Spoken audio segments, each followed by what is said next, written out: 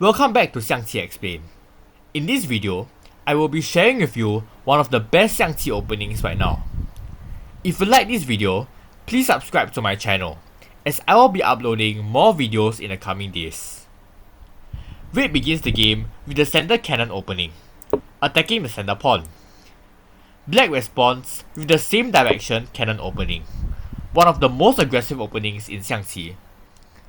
Red develops his horse, Black develops his horse, Red moves his rook horizontally, while Black moves his rook vertically.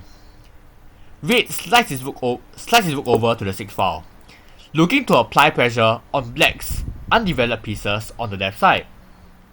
Black extends his rook, attacking Red's pawn. In this position, we begin to set a trap for our opponent by moving our rook forward. What is the idea behind this move? Let's say Black does not understand and takes our pawn with his rook. We will use our rook to attack the cannon and trap his horse. Even if Black were to move his cannon away, his horse will be permanently trapped by our rook and unable to move forward, and we are effectively up a horse. What we can do here is to simply develop our other horse, setting up yet another trap for our opponent. Most opponents, if they are playing Black, would most likely take the horse, since it is no longer guarded by the cannon. However, that is a huge blunder, as over here, we sacrifice our cannon, giving a check, and his rook is gone. Let's go back to this particular situation. Here, Black cannot let his horse get trapped by a rook. He can either develop his horse towards the center or to the side.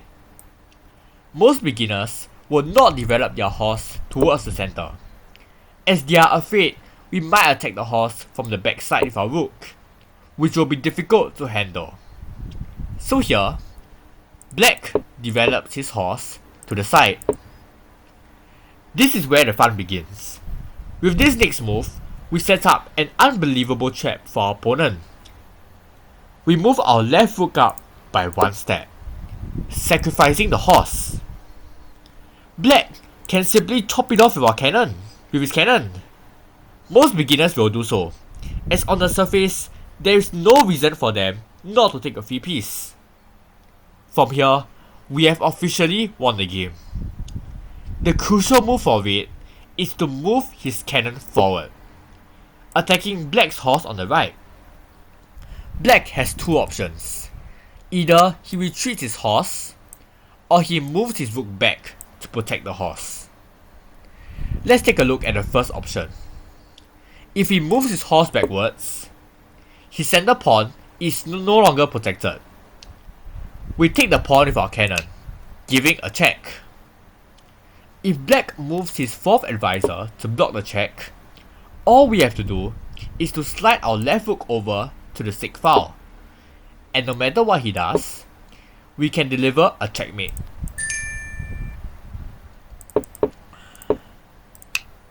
If Black uses his 6th advisor to block the check, we do the same. We slide our left rook over to the 6th file, threatening checkmate. Here, Black can move his king out to prevent checkmate. However, here we have a brilliant move, which is to sacrifice the rook. If Black takes our rook, we give a check with our other rook. The only move for Black is to block with his cannon. We chop off his cannon, and after he moves his king out of check, we move our other cannon to the center, delivering checkmate. Over here, if Black moves his king up, we still give a check with the other rook. If he blocks with his advisor, we give a check with this rook. The king cannot move down, otherwise it is a checkmate. If he blocks the check with his cannon, we move our cannon to the center, threatening checkmate the next move.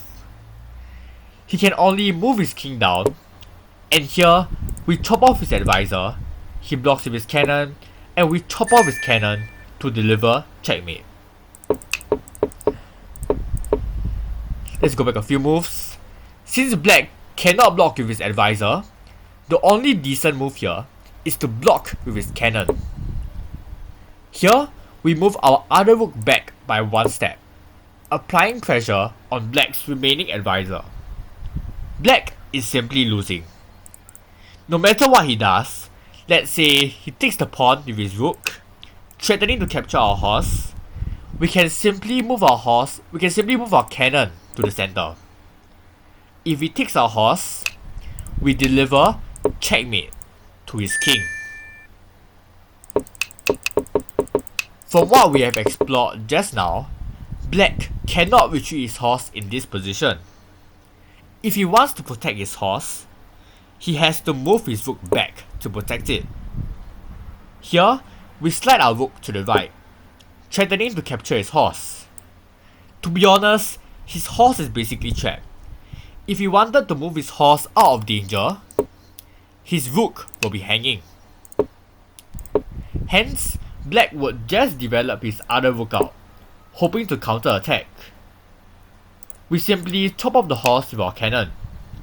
Earlier we sacrificed the horse, and now not only have we eaten back his horse, we are at a huge advantage. Now, we are threatening to capture his elephant, so he has to fly his elephant to the side. We take his center pawn with our cannon, giving a check. If he moves his 6th advisor to block it, we can sacrifice our cannon for his elephant, threatening checkmate the next move. When he moves his 4th advisor, we move our rook, preventing the king from ever escaping.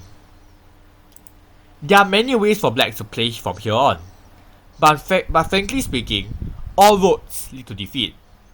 To demonstrate this, if black moves his rook out, we can extend our rook forward.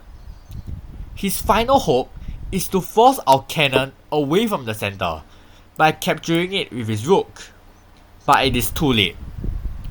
Here, we have a brilliant move, which is to sacrifice our other cannon. In fact, we sacrifice both cannons. If he takes our center cannon, it is checkmate in 2 moves. If he takes our other cannon, we can sacrifice the left rook for the advisor to deliver checkmate. To recap in this opening, red sacrifices a horse in the opening. Black will most likely fall for this trap and take the horse. Once they do so, you can secure your victory by moving your cannon forward, pushing the horse backwards.